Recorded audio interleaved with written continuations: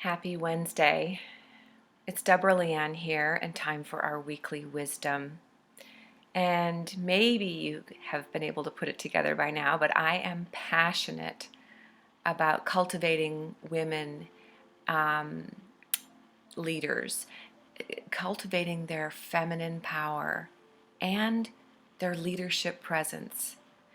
Those two things alone can enhance your confidence, can enhance your ability to present in a way that people hear you.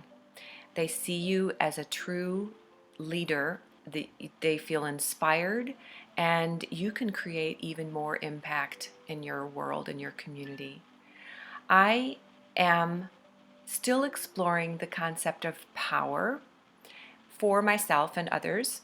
And this week's quick video will be just my thoughts on holding on to our power when it feels like it's being stripped by everything outside of us. One of the things that used to be a big factor for me, and I've noticed it in a lot of, especially in younger women, there's a competitiveness between women where someone who got a higher paying job, or someone else moves into some castle of a home, or someone else is driving a cooler car or has amazing clothes, or the perfect 2.5 children, dog and husband. So many areas where there's jealousy and kind of like we don't even want to like that person because they have what we want. And I don't know where that shifted for me. A lot's shifted as I've gotten older.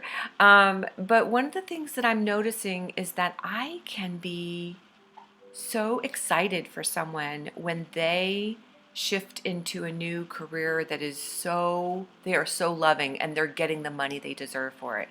Or they marry the guy of their dreams who, is perfect in my eyes as well. Or their children are amazingly talented and doing everything the way they're supposed to, because we all look at our children and think, why aren't you doing like those kids? And meanwhile, our children are doing exactly what they're supposed to be doing as well. There's so many ways that we can be encouraged by this, by taking that energy of seeing what they want and thinking, I wonder if that inspires me to take some action to fit into a size smaller dress by New Year's Eve or by my reunion or whatever. Or use that as an opportunity to be happy for them and look at what spurs us on to creating change in our lives.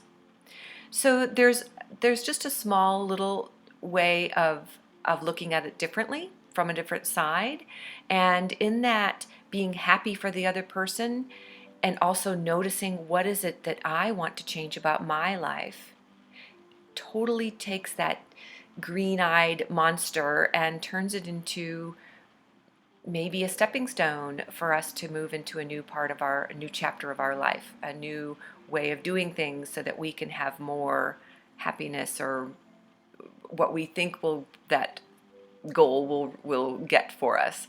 And it's funny because even when we get that, we're going to want something else. So I don't know why we ever think we're ever going to get there. There is no there. It's the journey.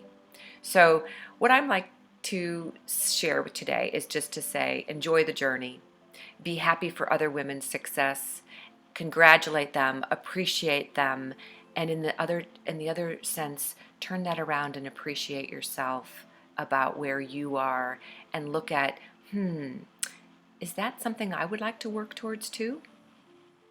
Asking those questions can get us to a whole new awareness and appreciation of maybe where we are right now too. Till next week, take good care. Thanks for listening.